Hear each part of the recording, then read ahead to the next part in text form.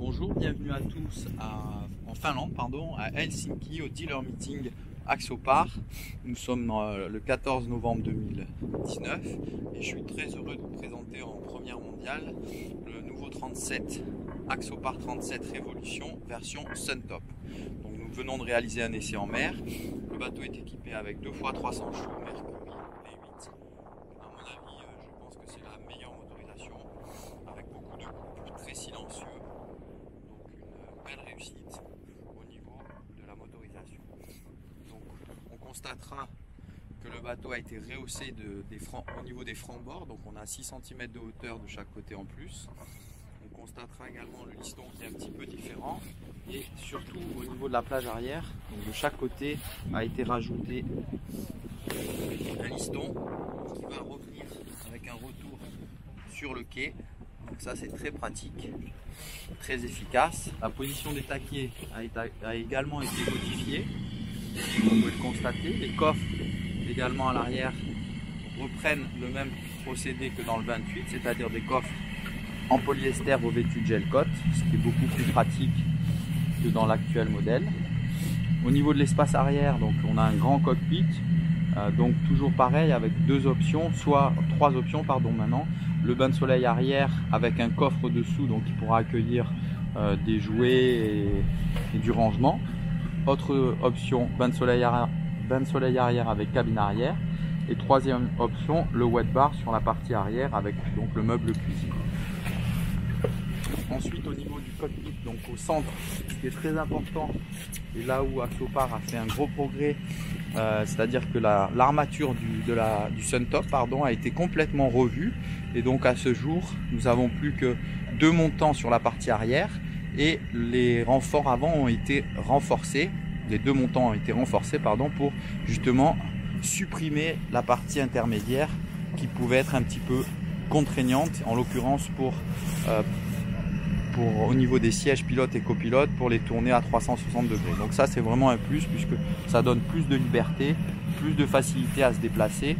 Donc ça c'est plutôt bien vu. Les francs-bords plus hauts aussi, c'est très bien. Au niveau du poste de pilotage, donc ce dernier a été entièrement revu.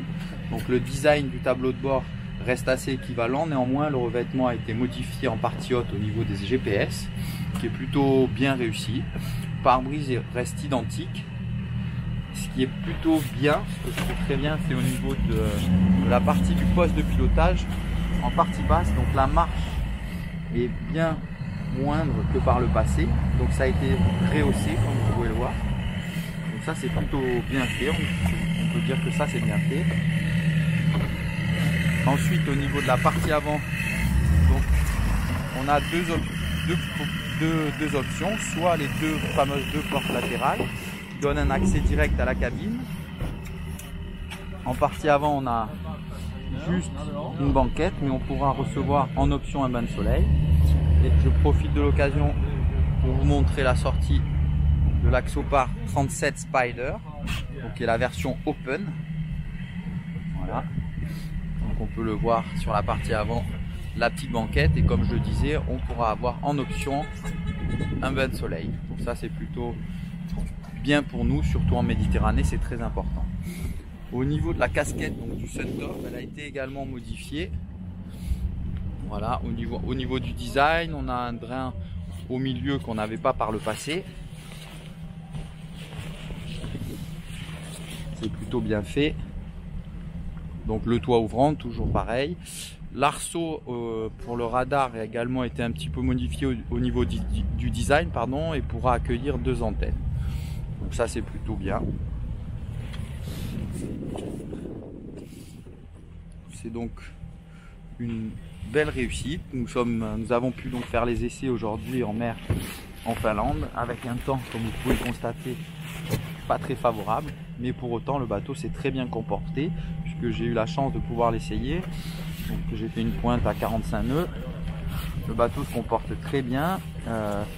Une chose très importante qu'on ne voit pas, c'est au niveau du design de la coque. Donc le design de la coque a été modifié pour diminuer la consommation, et on a le chantier, j'ai pu également constater qu'on a 20% d'économie de carburant, entre 20 et 25%, mais on va rester un petit peu objectif, on va rester un petit peu prudent.